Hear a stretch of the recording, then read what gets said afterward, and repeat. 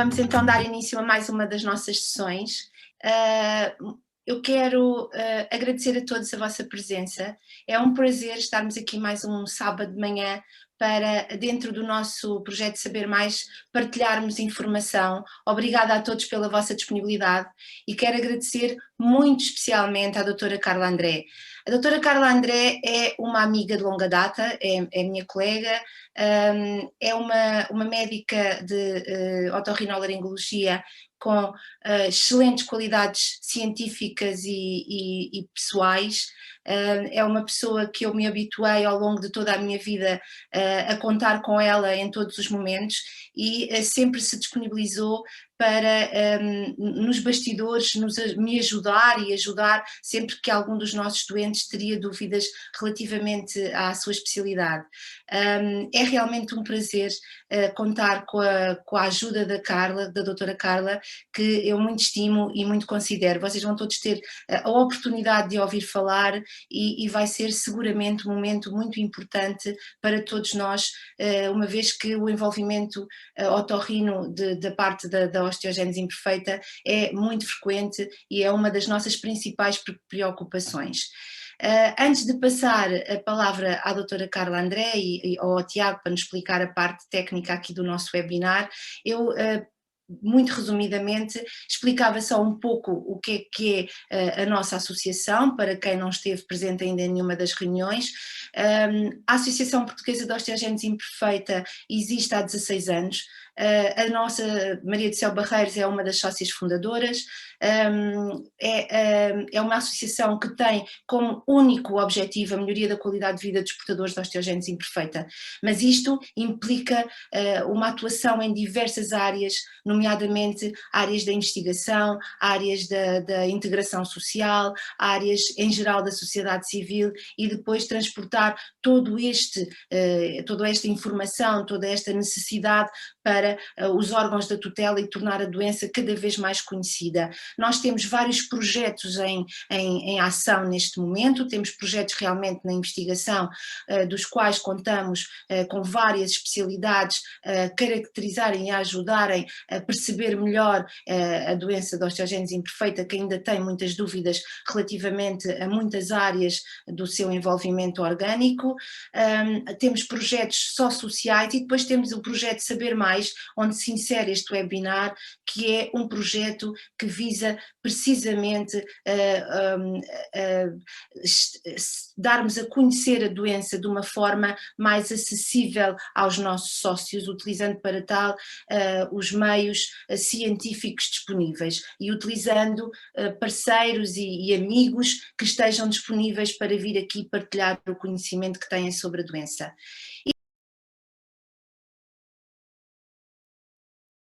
Muito bom dia a todos, muito obrigada, é um prazer estar aqui, seja um sábado de manhã ou um domingo de manhã, tudo o que eu possa ajudar.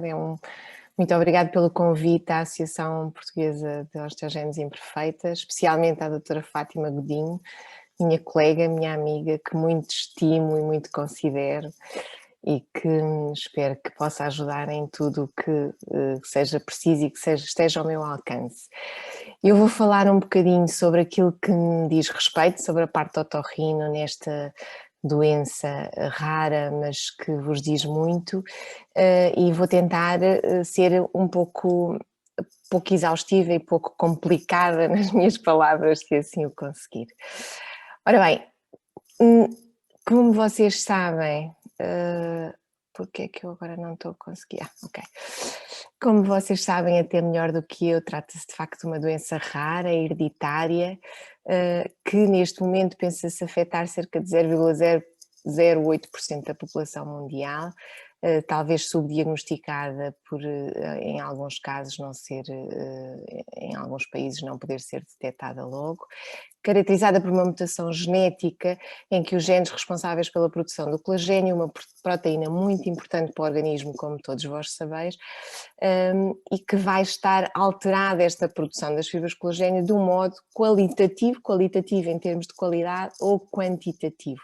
E esta alteração da produção das fibras de colagênio vai manifestar-se em várias zonas, afeta vários órgãos, o osso, o mais conhecido, as escleróticas, os tendões, os ligamentos, os dentes e também vai afetar a nossa área, a parte do ouvido. A clínica mais frequente, que também é de todos vós conhecida, esta fragilidade óssea que leva às fraturas frequentes e a deformidades ósseas, à baixa estatura, esta hipermobilidade articular, as escleróticas azuis muito típicas, dentinogénese imperfeita, alterações a nível dos dentes e a surdez precoce que pode estar presente e de que vamos hoje aqui mais falar. Esta clínica que é típica, de facto não está presente em todos os casos, tem uma variabilidade muito grande associada à variabilidade genética também que pode estar envolvida. E assim, à custa desta clínica ser variável e de o que está em causa, os genes que estão em causa serem diferentes em determinadas situações, também surgiram várias classificações que vão diferenciar os tipos de osteogénese imperfeita. Esta a classificação clínica ainda muito usada, a classificação de Simons, que diferencia em 4 principais tipos, tipo 1 a tipo 4, e em que o tipo 1 para nós é aquele, em termos de otorrino, aquele em que a parte da perda da audição está presente no maior número de casos, em cerca de 60% dos casos. Esta variabilidade da manifestação clínica, voltando de caso para caso, e hoje em dia com os estudos genéticos, como sabeis, os estudos genéticos levam a que estes tipos tenham aumentado e, portanto, atualmente os tipos de osteogénese imperfeita são muito mais alargados, os vários tipos que existem, exatamente porque as variações genéticas são diferentes. Nós vamos focar aqui então na nossa área e aquilo em termos globais e focando aqui principalmente a manifestação do foro do otorrino, que é típica da osteogénese imperfeita, é a surdez, de facto uma surdez precoce que pode acontecer. Esta surdez que afeta, no geral, se tivermos o global dos doentes com osteogénese imperfeita, pode afetar cerca de 50% dos doentes. Depende do tipo de osteogénese imperfeita, como já falámos atrás, sendo que é mais frequente no tipo 1 e inicia-se habitualmente entre a segunda e a terceira década de vida. Portanto, é mais frequente começarem as queixas a partir desta idade. É muito raro haver surdez na infância ou adolescência associada à osteogénese imperfeita. O raro não quer dizer que não aconteça e, de facto, só cerca de 10 a 20% dos casos iniciam surdez nesta fase. Sabemos também que não há relação entre a gravidade da osteogénese e a gravidade da surdez, ou seja, casos ligeiros podem manifestar-se com surdez grave e vice-versa, ok? Portanto, não há uma relação direta entre um caso e o outro. Para nós percebermos um bocadinho, e aquilo que eu acho que para nós percebermos o que acontece na osteogénese imperfeita, eu acho que precisamos de perceber um pouco de como funciona a audição normal. Vou-vos falar assim brevemente da anatomia do ouvido para tentarmos depois perceber o que é que pode acontecer nesta doença. Então, nós temos a nossa orelha, o pavilhão auricular, que vai conduzir o som para o canal auditivo. O canal auditivo externo é constituído por uma parte óssea e por uma parte cartilagínea revestida por pele. Pele essa que produz, por exemplo, cera, a cera que nós às vezes temos no ouvido e que saliento aqui que não devemos tirar com cotonete, nunca usar com cotonete, que acaba por empurrar mais a cera e poder estimular mais a produção de cera. Mas pronto, aqui no nosso canal auditivo externo que vai até à membrana do tímpano que se encontra aqui, que é uma membrana que vai receber estas vibrações sonoras e vai fazer comunicação com a cadeia ossicular, portanto os nossos ossículos, que são os mais pequenos do nosso organismo, e que vai fazer vibrar esta cadeia e estes ossículos, que são o martelo, a bigorna e o estribo, e que vão receber a vibração do tímpano e vão eles próprios vibrar e transmitir o som até à janela oval, aqui onde se encaixa o estribo, que é o osso mais pequenino do nosso organismo e que vai provocar a estimulação a nível da cóclea, aqui o caracol, ou seja, do ouvido interno. Aqui a nível das células do ouvido interno vão ser estimuladas pelo som e depois vai ser transmitida ao nervo auditivo, que por sua vez vai transmitir ao cérebro. Esta nossa anatomia do ouvido, nós dividimos o ouvido em ouvidos que é em termos de classificação de tipo de surdez e de patologia, dividimos o ouvido externo, que inclui o pavilhão auricular e o canal auditivo externo, em ouvido médio, que inclui o tímpano, a cadeia ossicular, esta caixa onde se encontram os ossículos, que se chama caixa do tímpano, e que comunica, e isto muito importante, comunica com o nosso nariz através deste tubinho que é a trompa de Eustáquio e que é importante para equalizarmos as pressões dentro do ouvido, por exemplo, quando viajamos de avião ou quando subimos uma montanha em que sentimos necessidade de equalizar as pressões porque o ouvido tapa, é feito através deste tubo e, portanto, é importante que para que esta área funcione, este tubo esteja permeável e o nariz esteja permeável. E já vamos ver um pouco mais à frente a importância disso. E depois o ouvido interno, constituído pela cóclea, os canais semicirculares. Aqui os canais semicirculares são importantes para o equilíbrio, não vão ser tão importantes aqui para a nossa parte da audição e, portanto, não vamos falar deles, a cóclea e o nervo auditivo. Vou-vos mostrar um pequeno vídeo de como isto tudo funciona, para percebermos um pouquinho melhor.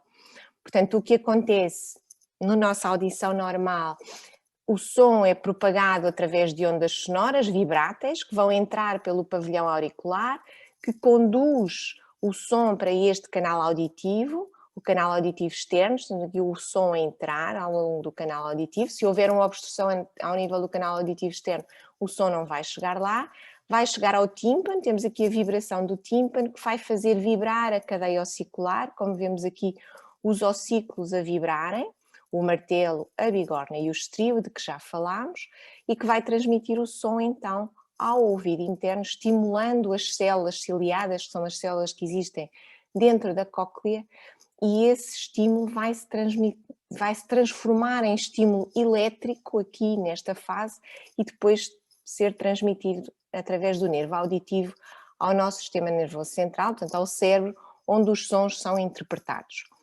Como perceberam nesta sequência, eu penso que é fácil perceber nesta sequência que pode haver patologia ou pode haver alteração a qualquer um destes níveis do percurso do som até ao sistema nervoso central. E assim, nós classificamos o tipo de surdez que pode acontecer em qualquer indivíduo, em qualquer doente, e não só na osteogênese imperfeita, portanto, em qualquer uma delas, e classificamos o tipo de surdez que pode surgir de acordo com a localização da patologia que temos, ou seja, da alteração que temos. Assim, podemos ter uma surdez de condução ou de transmissão se tivermos uma perturbação da transmissão do som a nível do ouvido externo ou a nível do ouvido médio. Portanto, tenho uma surdez de condução do som. Posso ter uma surdez denominada de neurosensorial quando tenho uma patologia a nível do ouvido interno, portanto, cóclea ou nervo auditivo. Terei uma surdez mista quando com duas áreas, portanto, de condução e neurosensorial. O que é que acontece e o que é que pode acontecer na osteogênese imperfeita? Podemos ter, de facto, vários tipos de surdez e se percebermos, se visualizarmos ali a nossa anatomia, percebemos que estas várias áreas podem estar afetadas. Podemos ter uma surdez de condução, que é sem dúvida a mais frequente e aparece nos doentes mais jovens. Podemos ter uma surdez neurosensorial que aparece mais a posteriori, nos doentes mais velhos, e podemos ter uma surdez mista, que habitualmente evolui a partir da surdez de condução, ou seja, no início uma surdez de condução que mais tarde acaba por afetar o ouvido interno, ou seja, a cóclea, e evolui para uma surdez, peço desculpa, portanto é uma evolução da surdez de condução que evolui para uma surdez mista. De facto, na osteogênese imperfeita podemos ter qualquer um destes tipos de surdez. O que é que acontece? Acontece que na fisiopatologia, ou seja, na surdez de condução, o que acontece, nós temos alteração especialmente a nível do ouvido médio. E aqui o que temos, e é o mais frequente acontecer, principalmente nos indivíduos jovens, nos jovens que acontecem nas primeiras manifestações entre os 20 e os 30 anos, acontecem as alterações aqui a nível do ouvido médio. Porquê?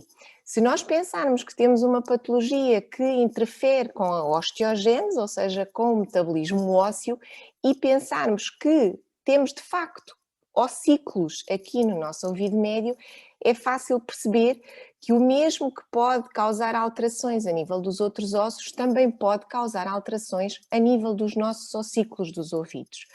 E o mais frequente acontecer é uma fixação deste pequenino osso, que é o estribo, em que a platina fica fixa por uma alteração da osteogênese aqui a nível da platina do estribo, e este ossículo fica fixo. Ou seja, se este ossículo fica fixo, aquela transmissão, aquela vibração dos ossículos que nós víamos há pouco no vídeo, não se consegue fazer até ao ouvido interno. Portanto, esta fixação da platina, que durante muito tempo, e ainda atualmente, nós denominamos na osteogênese por otosclerose, portanto é uma esclerose aqui a nível da platina do estribo, leva a uma fixação por anormal remodelação deste osso. Também foi-se embora. Também pode acontecer uma fratura dos ossículos, tal como em qualquer outro sítio do nosso corpo pode haver uma fratura óssea, também pode haver uma fratura destes ossículos, sendo a mais frequente a fratura destes ramos do estribo, mas podendo também acontecer a nível da bigorna ou do martelo muito mais raramente. Eu peço desculpa, vou só aqui voltar aqui um pouquinho atrás e fazer aqui uma saliência em relação a esta designação de otosclerose, que provavelmente já ouviram falar. A otosclerose propriamente dita é uma patologia totalmente diferente da osteogênese imperfeita. Também há remodelação óssea, mas a nível da cápsula óptica única e exclusivamente. Ou seja, é uma patologia que em termos de mecanismo que está por trás é muito idêntica ao que acontece no ouvido médio na osteogênese imperfeita, mas é uma patologia totalmente distinta, é única e exclusivamente da cápsula óptica, portanto acontece única e exclusivamente a nível do osso, é mais frequente nas mulheres, em idade fértil, é também uma patologia hereditária habitualmente, mas que verifica-se apenas a nível do ouvido e não a nível do resto dos ossos do nosso organismo. Pode acontecer também mais raramente uma atrofia da cadeia ossicular. E tudo isto é importante quando nós fazemos uma avaliação e chegamos ao diagnóstico de uma surdez de condução na osteogênese imperfeita, vamos ter que avaliar o que é que está por trás, porque tudo isto pode acontecer e vai depois, claro, que influenciar a nossa decisão terapêutica. A fisiopatologia da surdez neurossencial, ou seja, a nível do ouvido interno, podemos ter também patologia causada pela osteogênese imperfeita, e esta causada por uma degenerescência coclear, ou seja, uma atrofia das tais células ciliadas que são responsáveis depois pela transformação do som para envio ao sistema nervoso central através do nervo auditivo. Portanto, há uma atrofia destas células a nível da cóclea, do tal caracol, do ouvido interno, ou há uma formação anormal, e isto é frequente acontecer na evolução a partir da tal formação anormal aqui a nível do ouvido médio, do estribo, que pode haver depois uma ossificação, uma formação anormal de osso para dentro do ouvido interno. E aí já não estamos com uma surdez de transmissão, já passamos a ter uma surdez neurosensorial ou a tal dois componentes, componente a nível do ouvido médio e a nível do ouvido interno. Esta avaliação é muito importante para depois decidirmos o tratamento. Eu trouxe aqui também, porque temos que estar atentos não só àquilo que pode acontecer, ou seja, o doente com osteogênese imperfeita pode ter surdez causada por tudo isto que já falámos, mas pode ter também surdez causada por todos os outros motivos que causam surdez nas pessoas que não têm osteogênese imperfeita. E, portanto, eu achei por bem trazer aqui e salientar as causas mais frequentes que também podem acontecer no doente com osteogênese imperfeita, que não causados propriamente pela patologia em si. E assim, dentro da surdez infantil, e tal como vimos no início da minha conversa, a surdez infantil na osteogênese imperfeita não é muito frequente, ok? 10 a 20% têm manifestações na infância, portanto pode acontecer surdez por outros motivos e temos que estar atentos. A causa mais frequente de surdez infantil, ressalvo novamente que não relacionada aqui com osteogenes, mas que pode acontecer nestes doentes. Inclusive, há estudos que dizem que esta otite média seromucosa, que é a causa mais frequente de surdez nas crianças, é mais frequente nas crianças com osteogênese. Em termos de fisiopatologia não está bem explicado o porquê, mas de facto está descrito isto. O que é que acontece na otite média serosa? É a causa de facto mais frequente de surdez na criança. Não é de surdez, mas de perda da audição ou diminuição da audição. A otite média aguda serosa é causada basicamente porque estes narizes não respiram bem. Narizes ranhosos, narizes entupidos e que não permitem a ventilação correta do ouvido médio. Portanto, volto a lembrar aquele tal tubinho muito importante que faz a ligação entre o nariz e o ouvido, que é a trompa de Eustáquio. E, portanto, se o nariz estiver tapado, está ranhoso, porque tem os adenoides grandes que estão na parte de trás do nariz, este tubo que faz a ligação ao ouvido não funciona corretamente.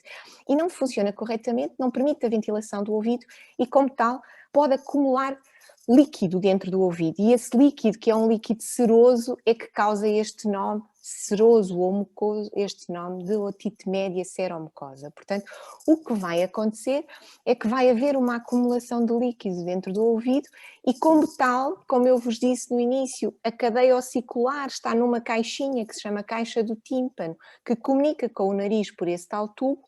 Essa cadeia ossicular passa a estar envolvida por líquido, que é suposto estar envolta em ar e não em líquido, e esse líquido não permite a transformação do som nessa tal vibração da cadeia ossicular e, portanto, não há passagem do som corretamente para o ouvido interno. No adulto também pode acontecer uma otite serosa, mais raro, mas podem acontecer outras causas no adulto sem osteogênese imperfeita ou no adulto com osteogênese imperfeita, e trago aqui as causas mais frequentes: o traumatismo sonoro, que pode aparecer em termos profissionais nas pessoas que trabalham em sítios com muito ruído e que devem usar proteção e que nem sempre usam. Ou pode acontecer, e hoje em dia acontece muito, infelizmente, nos nossos adolescentes e nos jovens adultos, que infelizmente usam muito, ouvem muito música e usam muito fones nos ouvidos, e que começaram a surgir nos últimos anos à custa disto os surdos jovens. Jovens porque estão muito tempo expostos a traumatismo com o som, ouvem música muito alta, e que se no jovem adulto isto é problemático, muito mais no jovem adulto com osteogênese imperfeita. Também a ototoxicidade, que está associada a determinados fármacos que são tóxicos para o ouvido interno, neste caso estamos a falar de surdez neurosensorial, e a presbiacúsia, que pode acontecer com todos nós, com a evolução, com a idade, as células do ouvido vão perdendo capacidade, como várias coisas ao longo da vida, vamos perdendo algumas capacidades, tal como a visão, passamos a ter que usar óculos, também o ouvido passa a ter, e pronto, aqui salientando os tipos de surdez que podem acontecer independentemente de termos ou não patologia de osteogênese imperfeita. Portanto, aqui, voltando aqui à minha área um pouquinho, quando é que é importante, e voltando, focando-nos só na osteogênese imperfeita, quando é que é importante aqui o otorrino, o laringologista nesta doença? Eu acho que assim que há um diagnóstico de osteogênese imperfeita, nós temos um papel de avaliar como é que está a audição nessa fase. Independentemente da idade em que é feito o diagnóstico, é importante a avaliação da audição nessa fase, e sempre que existe suspeita clínica de diminuição da audição, ou seja, sempre que ao longo do processo houver, seja na criança, seja no jovem adulto, seja no adulto mais velho, sempre que houver uma suspeita clínica de diminuição da audição. Esta suspeita na criança é um bocadinho mais difícil, não é? Porque a criança pequena pode não transmitir, ou pode não haver essa transmissão de dificuldade, mas há que estar atento a alguns sinais. A criança que põe a televisão mais alta, a criança que diz muitas vezes, a criança que se aproxima muito da televisão, a criança que, em termos de linguagem, tem uma alteração de linguagem porque troca ali algumas letras, o L, o B, troca algumas letras, que podem ser de facto sinais de que a audição não está a ser feita corretamente e aí, perante essa suspeita, ser reavaliada ou avaliada pela primeira vez a audição. O diagnóstico, como é que é feito de facto pela clínica, quando chegamos à fase do otorrinolaringologista, o diagnóstico é feito pela clínica, voltamos aqui à suspeita, portanto, nas crianças mais velhas eles próprios às vezes dizem, não estou a ouvir bem, não ouvi bem, não estou a perceber, diz, agora não estou a ouvir, os adultos jovens e os adultos mais velhos, esses notam logo essa diferença, habitualmente, precocemente. Nas crianças mais pequenas é que às vezes é difícil e temos que estar aqui um bocadinho atentos de facto a estes sinais. Depois, na nossa avaliação, o que nós fazemos, vamos ver como está o ouvido. Aqui, esta é uma imagem de uma otoendoscopia, o que eu estou a fazer aqui é uma otoscopia, portanto a observação direta da membrana timpânica. Isto é uma membrana timpânica avaliada por otoendoscopia, portanto tem um endoscópio. E aqui, só para vocês verem, isto é uma otite seromucosa que tem estes níveis líquidos, que não sei se conseguem vê-los aí em vossa casa, e este é o tal líquido que se acumula no ouvido numa otite seromucosa ou numa otite serosa, muito frequente nas crianças em idade pediátrica, entre os 3 e os 6 anos, é a causa mais frequente, independentemente de estarmos perante a osteogénese imperfeita ou não. Perante uma clínica suspeita, o que nós fazemos? Exames, estes exames fazemos audiometria, impedenciometria, potenciais evocados. A audiometria, não sei se já alguns de vós fizeram ou conhecem, implica uma resposta do doente, da pessoa que está a fazer o exame, portanto vamos avaliar audíveis perante a transmissão através dos escutadores que vai nos avaliar a transmissão através da via aérea e vamos avaliar com um vibrador aqui na região da mastoide que vai nos avaliar a transmissão através da via óssea. Daí o audiograma ter duas curvas, portanto uma curva que vai avaliar a transmissão através do ar, a via aérea, e a transmissão direta através do osso. Isto para quê? Para nos permitir diferenciar a audição, o tipo de perda da audição que nós temos, ou seja, se é uma surdez de transmissão ou de condução, como falámos atrás, ou se é uma surdez neurosensorial ou uma surdez mista. Aqui mostro só o exemplo de uma audição normal, os limiares auditivos para todas as frequências, e aqui estão as várias frequências avaliadas. Os limiares auditivos estão todos acima dos 20 decibéis, portanto é uma audição normal.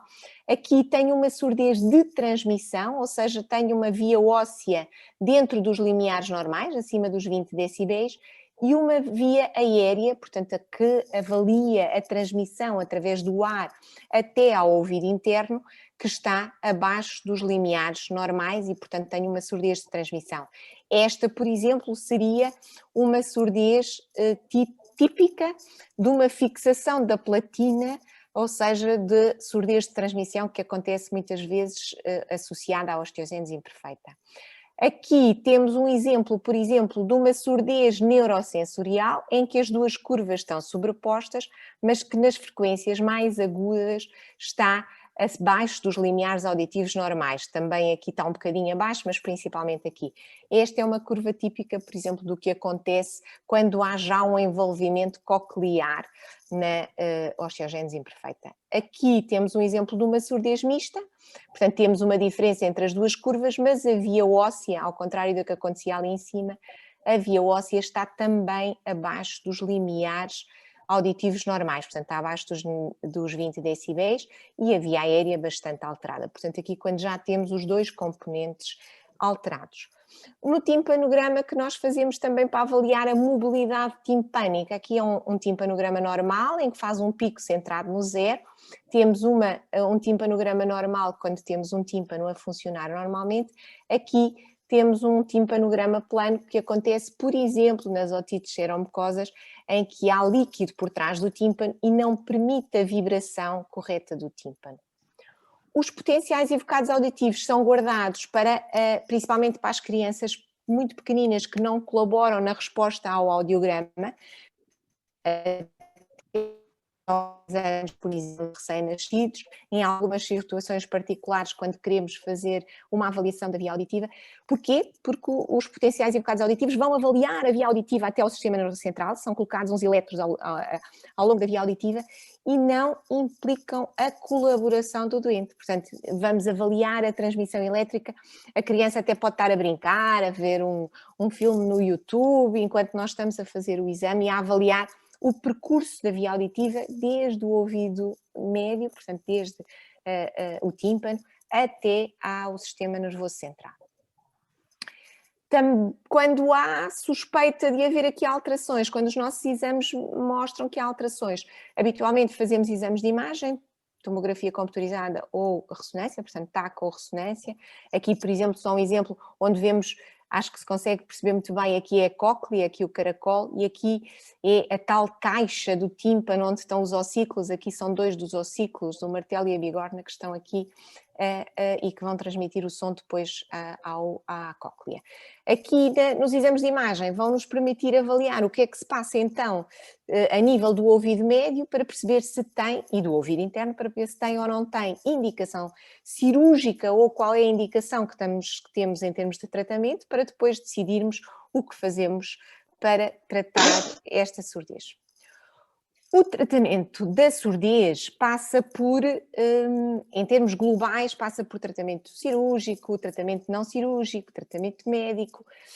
Aqui na osteogenese imperfeita, tal como em qualquer outro tipo de surdez, passa por isto tudo, sendo que as particularidades aqui são muito importantes. A cirurgia está indicada em alguns casos muito reservados, como por exemplo quando há de facto única e exclusivamente fixação da cadeia ossicular, podemos substituir a cadeia ossicular por uma microprótese que é colocada lá dentro do ouvido, sendo que em termos de osteogenese imperfeita, as características cirúrgicas ou os riscos cirúrgicos, por estarmos a falar de uma cadeia ossicular com maior fragilidade, como é óbvio, como se percebe, com maior fragilidade em termos de manipulação, são sempre muito mais delicadas do que em qualquer outra situação que não esta. Também, e especialmente quando temos um componente misto, ou um componente de neurosensorial isolado a um componente neurosensorial associado a um componente de transmissão, estão indicadas as próteses auditivas. As próteses auditivas são, sem dúvida, o ex-libris em termos de tratamento da surdez, e aqui, focando-nos na nossa patologia que estamos em causa, pelas particularidades do ouvido médio e do ouvido interno, muitas vezes são a solução que acabamos por encontrar. As próteses auditivas hoje em dia, adaptadas quer às crianças, quer aos adultos, podem ser intracanalares, podem ser retroauriculares. Há trabalhos muito giros desenvolvidos atualmente em termos de próteses auditivas, e a pensar muito nos adolescentes, até a parte posterior que é visível da prótese auditiva hoje em dia pode ter diferentes cores para combinar com a roupa e pronto, para dar aqui um bocadinho mais estilo à coisa, e que é sempre difícil de aceitar, mas que de facto tem-se tentado cada vez mais que sejam o mais que menos visível possível, e aqui, por exemplo, nesta que é retroauricular, portanto tem o componente retroauricular visível muito pequeno, mas que a parte que entra dentro do ouvido é praticamente transparente e não é muito visível. Hoje em dia, associado às próteses auditivas, temos imensa tecnologia. As próteses auditivas estão ligadas aos telemóveis, é possível ter um auscultador, é possível regular a prótese. Se eu não quero ouvir o que a minha mãe está a dizer, desligo a prótese através do telemóvel. Se eu quero estar numa reunião, tenho um programa para a prótese. Se eu quero estar num sítio que tem muito ruído, tenho outro programa para a prótese, e portanto é possível esta regulação e de facto a tecnologia tem ajudado muito nisso. Para além das próteses auditivas, existem quer os implantes de condução óssea, quer os implantes cocleares. Peço desculpa que avancei aqui uma sem querer. Volto a referenciar que quer os implantes de condução óssea, quer os implantes cocleares implicam uma cirurgia, ou seja, voltamos a entrar na questão de que cirurgicamente estamos a falar de um grupo de patologia delicado em termos cirúrgicos. Os implantes de condução óssea implicam uma introdução cirúrgica de uma prótese que fica para sempre, a não ser que haja alguma complicação com ela, no osso. E é transmitido o som através do osso diretamente ao ouvido interno, e que pode ser feito nas crianças e nos adultos, e os implantes cocleares, que implicam uma cirurgia bastante destrutiva e que estão apenas indicados em surdezes graves, profundas, com cocleares, porque vai implicar a introdução cirúrgica de um elétrodo dentro da cóclea e, portanto, vai destruir todas as células que lá estão para passar o som a ser transmitido pelo implante, ok?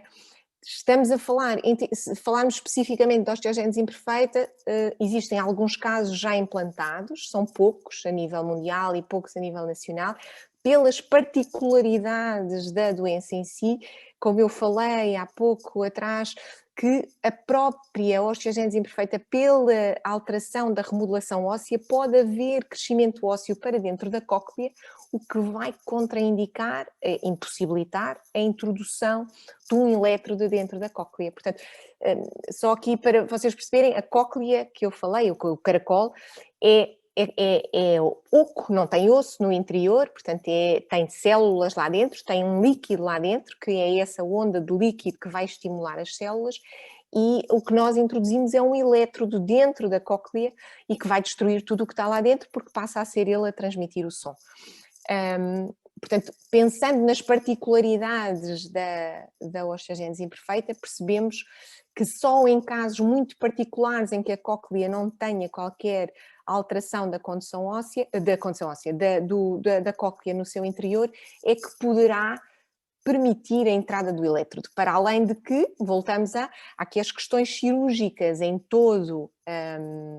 toda esta patologia, que são sempre mais delicadas do que nesta patologia, por todos os motivos e mais alguns, pela questão da fragilidade óssea, ok? Portanto, até mesmo uma simples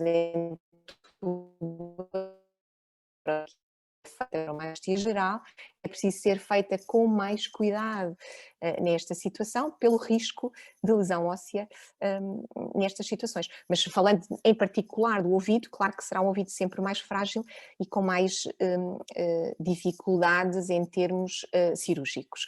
Portanto, resumindo um pouco, acho que já me estou a alongar um pouquinho, peço desculpa, em jeito de conclusões. Então, concluindo um pouquinho aquilo que eu vos disse, de facto, aquilo que sabemos é que a surdez pode afetar cerca de 50% dos doentes com osteogénese imperfeita, manifesta-se mais frequentemente entre a segunda e a terceira décadas de vida, portanto é mais raro nas crianças, mas pode acontecer.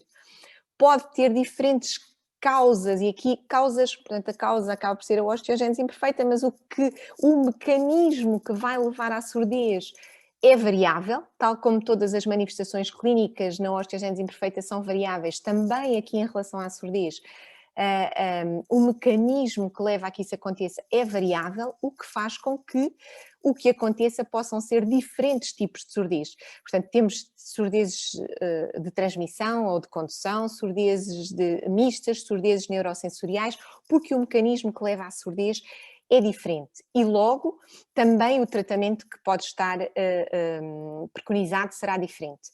Aquilo que eu acho perante o diagnóstico de surdez, sem dúvida, decidir caso a caso qual o tratamento mais adequado, exatamente porque a patologia leva a diferentes tipos de surdez. Portanto, assim que tivermos este diagnóstico, é preciso decidir o que temos a fazer em cada caso. Portanto, não há uma...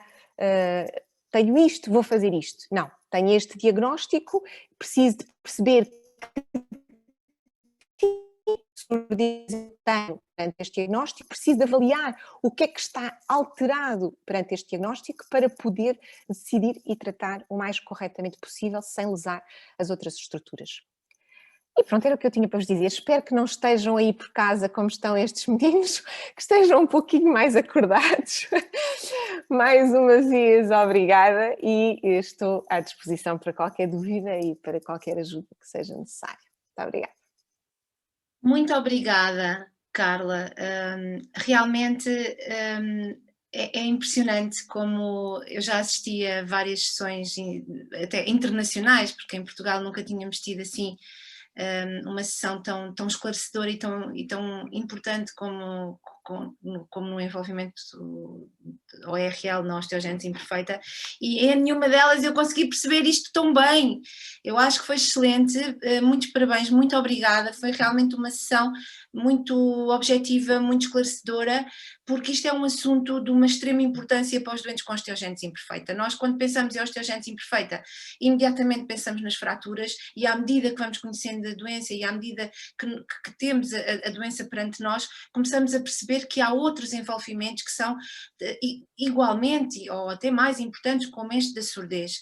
Eu posso-vos dizer que no meu caso pessoal, quando eu soube que o João tinha osteogênese imperfeita, e nós estamos em família, toda a gente conhece a minha situação clínica, uma das coisas que eu achei que ele devia aprender logo era a linguagem gestual. Portanto, vejam bem até que ponto é que isto me assustou e me preocupou.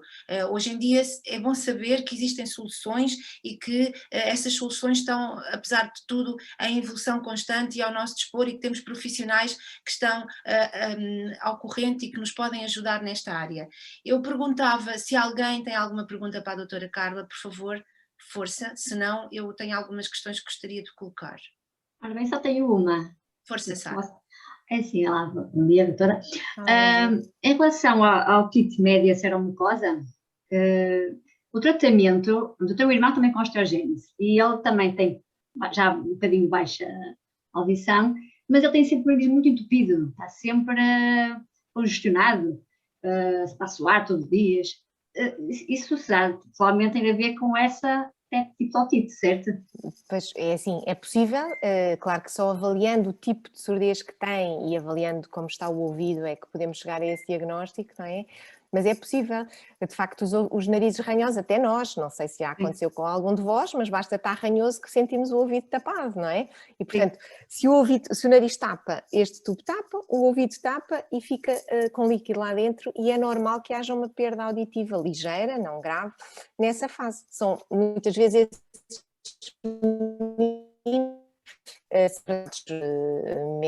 meninos ou adultos, também acontece nos adultos, são tratados medicamente com medicação para tentarmos que o nariz esteja menos ranhoso, por exemplo, nas rinites alérgicas, tratar a parte alérgica, tratar com medicação. Às vezes, quando os adenoides são muito grandes e que estão lá atrás, na parte de trás do nariz, só mesmo cirurgicamente é que se consegue resolver. São meninos que têm que tirar os adenoides às vezes, são meninos que têm que colocar, já devem ter ouvido falar, uns tubinhos para ventilar o ouvido e que ficam lá para tirarmos o líquido que está lá dentro e ventilar o ouvido durante essa temporada. Portanto, são situações que acontecem a qualquer pessoa, a qualquer criança, não especificamente nesta situação, nesta doença.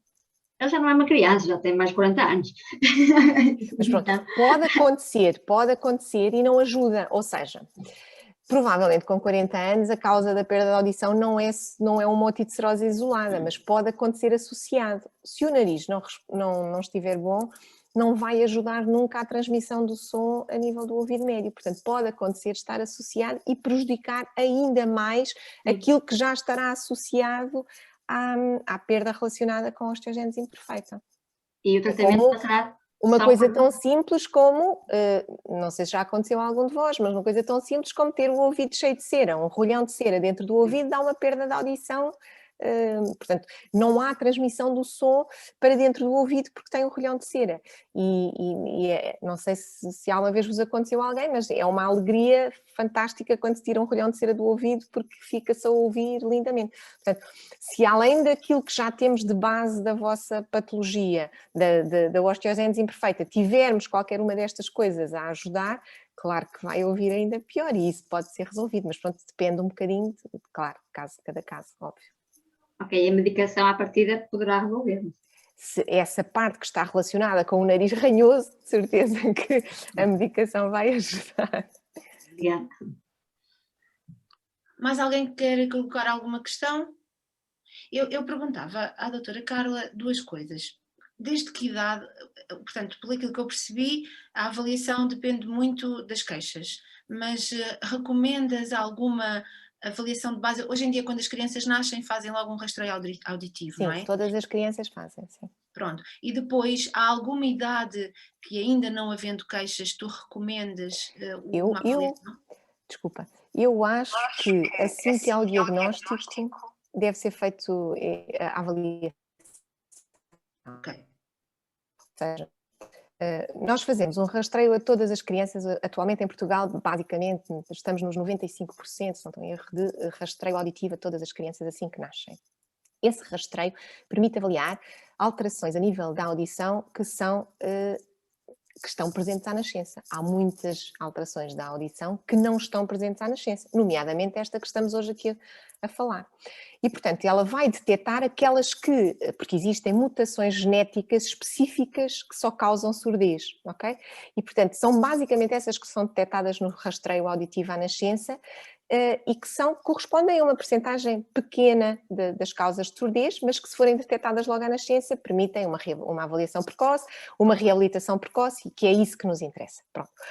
Isso vai nos detectar pouca coisa e que se falarmos sobre a osteogénese imperfeita e que não pode deixar ninguém descansado só porque o rastreio esteve negativo, ok? Portanto, não é porque fez um rastreio à nascença que teve negativo que não pode vir a desenvolver surdez mais tarde, seja por este motivo ou por aquele.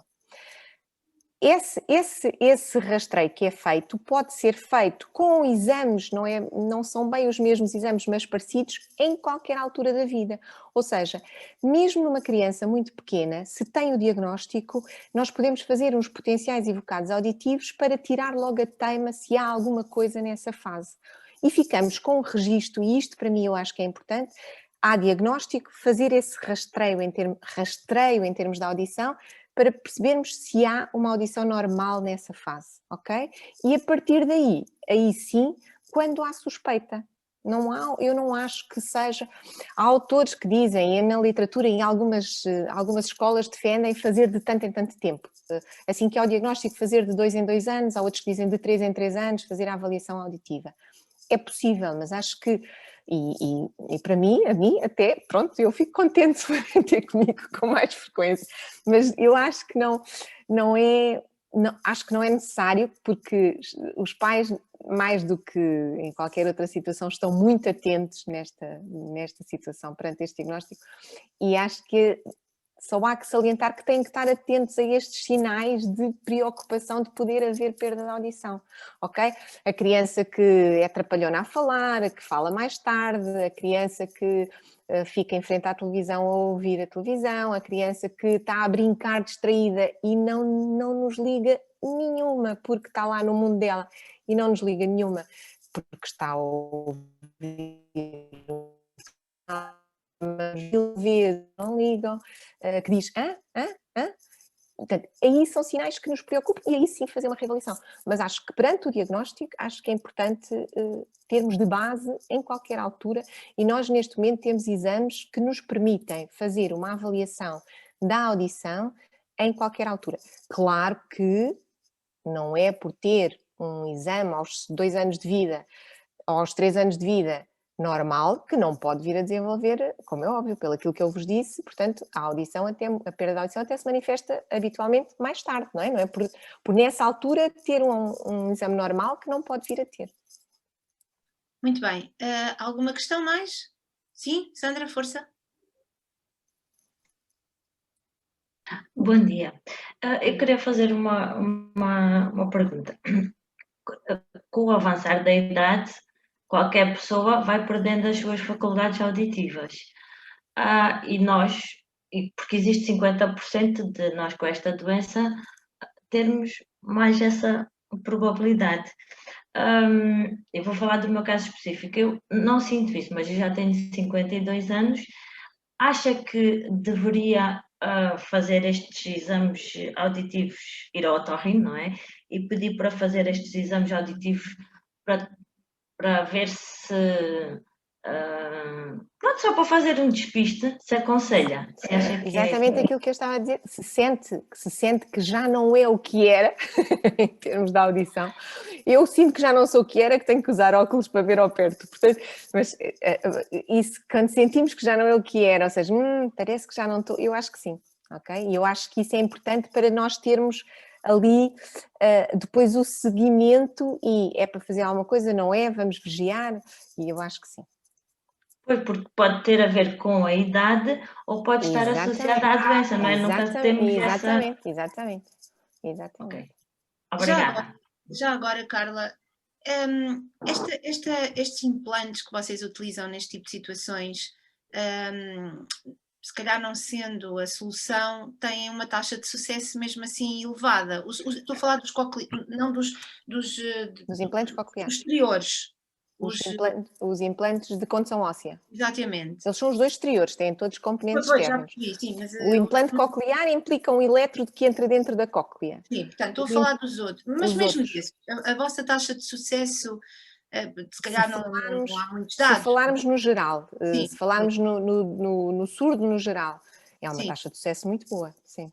E na osteogénese, tens alguma ideia? Nós em Portugal, implantados com osteogénese são poucos, porque são casos muito selecionados, ok? Portanto, eu acho que aquilo que é importante, os que estão implantados têm sucesso porque são muito selecionados, e aqui é que eu acho que é o importante, porque, ou seja, não é a solução milagrosa para tudo, nem na pessoa que não tem osteogénese, ok?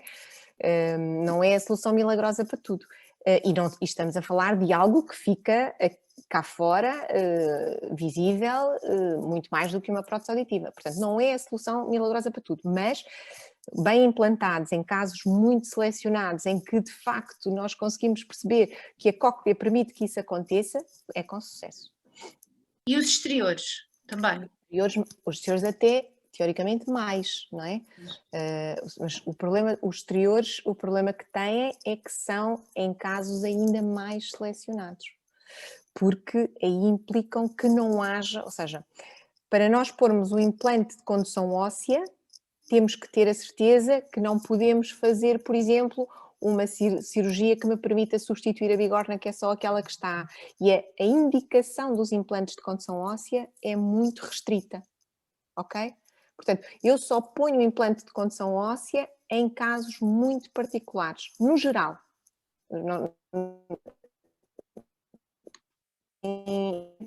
Portanto, são casos muito particulares.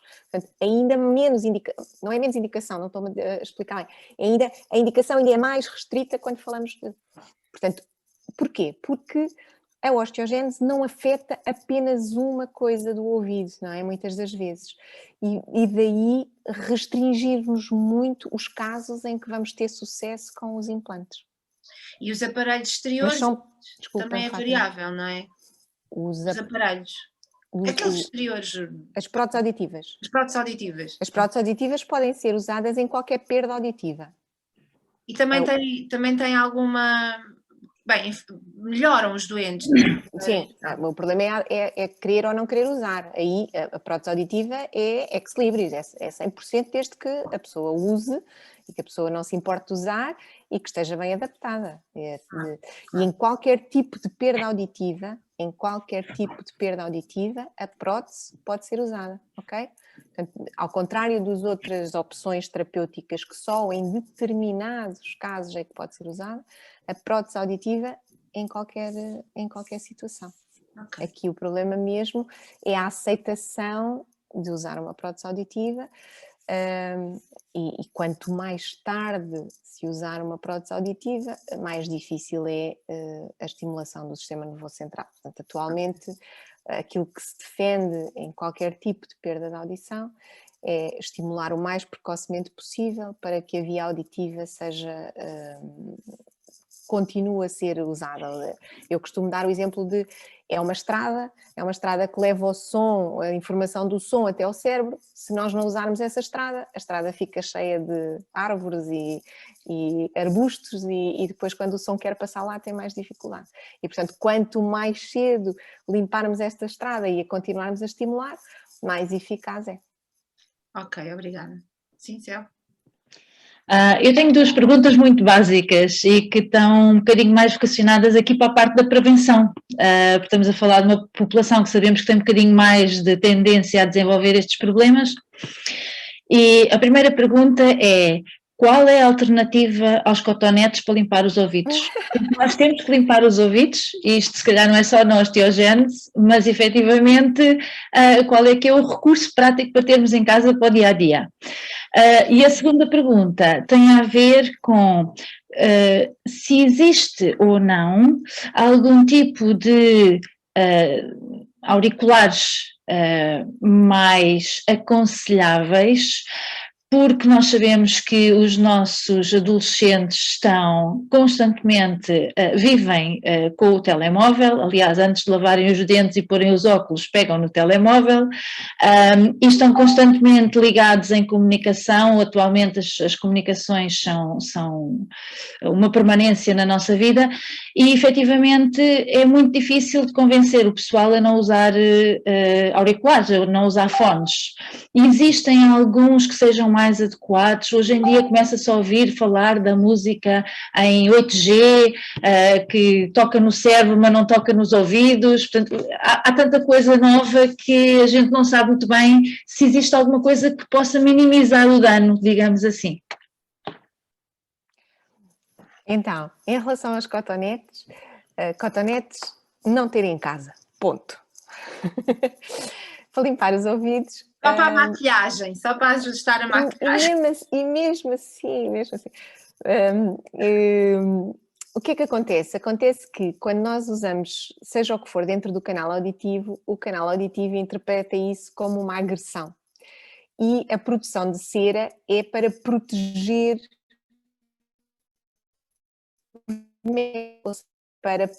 o tímpano e as estruturas que estão lá para dentro. E como é interpretado como uma agressão, produz mais cera e, portanto, isto torna aqui um ciclo vicioso, não é? Portanto, quanto mais eu ando lá a escarafunchar, mais produz cera, mais entope. Portanto, para além do risco de traumatizar, de poder fazer ferida, de poder perfurar o tímpano, que é muito frequente isso acontecer, por exemplo, nas crianças, as crianças fazem por imitação aquilo que nós fazemos e, portanto, vão fazer o mesmo que nós fazemos e agarram nos cotonetes e acontece-nos muitas vezes aparecerem perfurações do tímpano nas crianças por causa disto. Pronto, independentemente disso, como é que limpamos os nossos ouvidos? Depois do banho, com lencinho de papel, um pedacinho de papel higiênico, secar muito bem aqui à entrada, mais nada, ok? É só por ser inestético, ok? É limpar ali. Claro que há pessoas, tal como a nossa pele não é igual em todos, há pessoas que produzem mais cera do que outras. E há pessoas que de facto só mesmo recorrendo várias vezes à consulta é que conseguem, porque fazem mesmo rolhões de cera, por mais cuidados que tenham e por mais... E isso acontece, mas pronto, isso tem a ver com as características da pele. Há peles que produzem mais cera, que são mais secas, há peles que produzem menos cera.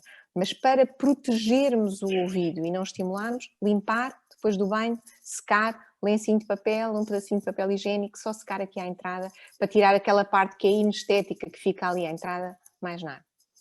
Em relação aos auriculares, é um problema. Então, os auriculares, como nós estamos a usar, não têm qualquer problema. Okay? Nós estamos a usar num nível que não traumatiza o ouvido interno. O problema é quando estamos a ouvir música, especialmente em ambientes externos, em que não queremos ouvir mais nada que está à nossa volta. E aí implica amplificar o som muito, para que não consiga ouvir o que está à volta, eu tenho que aumentar muito o som que entra aqui, certo? E esse som que entra aqui é amplificado várias vezes diretamente ao tímpano e, por sua vez, ao ouvido interno e vai destruir as células do ouvido interno. E isto é mesmo verdade, que desde que existem estas coisas e os iPods e os não sei quantas, e que as pessoas andam na rua de auscultadores e vão para o trabalho a ouvir música, nós temos muitos surdos jovens, ok? Surdos do ouvido interno que não é recuperável. Portanto, só mesmo usando prótese auditiva ou no limiar um implante, ok? Porque é do ouvido interno, as células morreram, já não voltam, ok? Pronto. Quais são os auscultadores que devemos aconselhar? Então, os auscultadores que são mais eficazes e menos agressivos são iguais aos do Dário, são os externos.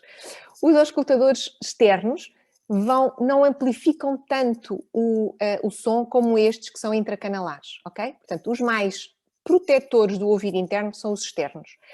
E são mais protetores quanto mais, ou quanto melhores eles forem a isolar o ambiente externo. Ou seja, hoje em dia existem uns de marcas XPTO que isolam, fazem o ruído externo a zero quase.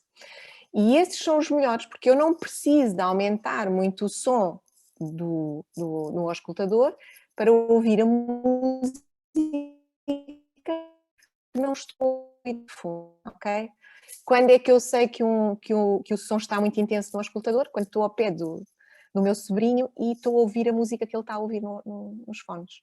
Isso significa que se eu cá fora estou a ouvir, é porque ele está com uma amplificação dentro do ouvido brutal, ok? Portanto, se vamos proteger externos, auriculares externos com a melhor qualidade possível é isolar o som exterior.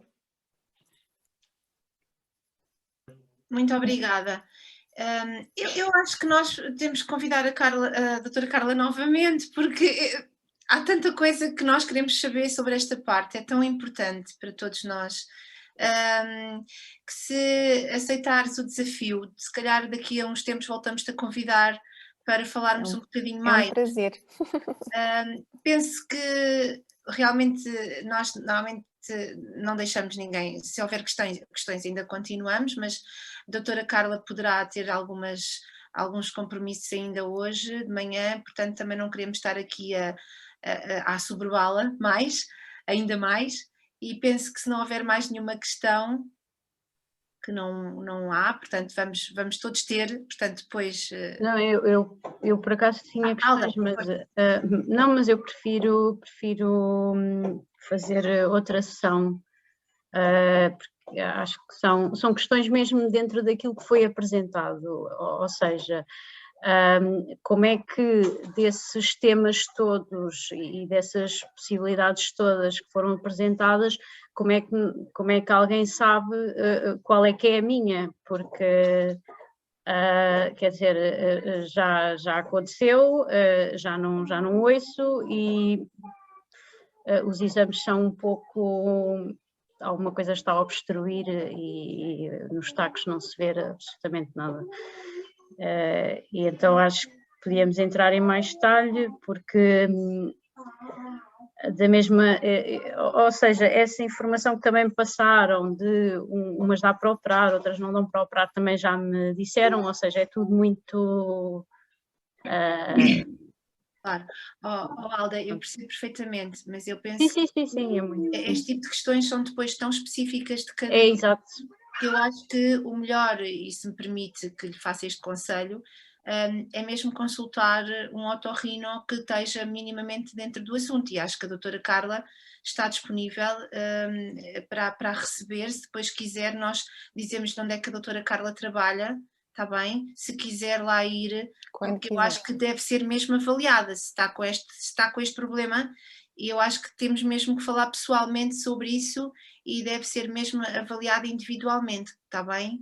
E por favor, se tiver mais alguma questão, avance, não tenha qualquer tipo de problema. A gente rouba 10 minutinhos aqui à doutora Carla.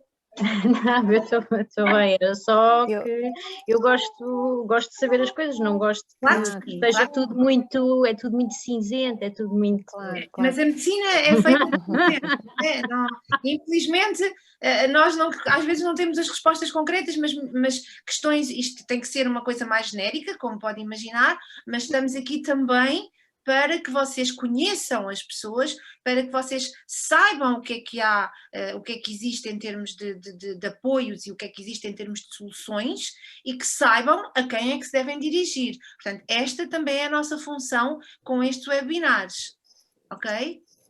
Portanto, de questões mais específicas, qualquer médico precisa de ver o doente, cada caso é um caso, não é? E penso que a doutora Carla está... Alda, eu acho que sim, acho que isto eu fiz questão de dizer no final, em termos de tratamento, que os tratamentos que eu falei são para o geral da surdez e que já em termos de surdez geral já têm algumas particularidades e muito mais nesta doença mesmo caso a caso, excluindo todas as hipóteses e analisando exatamente o que há e o que é que podemos fazer para cada caso, é que podemos, porque não é, tal como a doutora Fátima perguntou, por exemplo, em termos de indicações pós-implantes, tudo é muito reduzido, porque o ouvido tem alterações em vários sítios e, portanto, só mesmo em cada caso, percebendo onde é que está a alteração, é que podemos avaliar e decidir o que é que fazer. Portanto, tem todo o à vontade para vir ter comigo quando quiser, está bem? Eu depois, a quem quiser, eu posso passar os contactos onde a doutora Carla trabalha. Ela é do Hospital Garcia de Horta, mas também tem consultório privado. Depois poderei, se vocês assim o desejarem, dizer quais são os locais onde a podem encontrar. Ela não estar aqui a fazer publicidade, faço depois pessoalmente. E pronto, e vamos só, eu vou ainda não se vão embora porque nós precisamos que os nossos participantes respondam ao questionário de satisfação.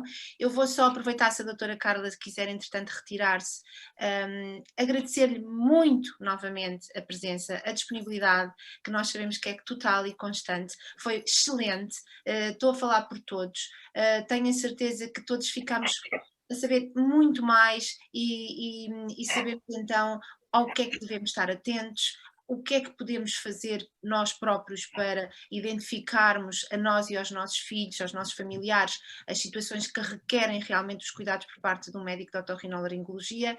E Carla, obrigada, foi um prazer ter-te aqui connosco e realmente um privilégio poder contar com o teu grau de expertise para esta área e muito obrigada em nome de todos os nossos sócios, em nome de todos os nossos participantes pela tua presença. Muito obrigada, eu é que agradeço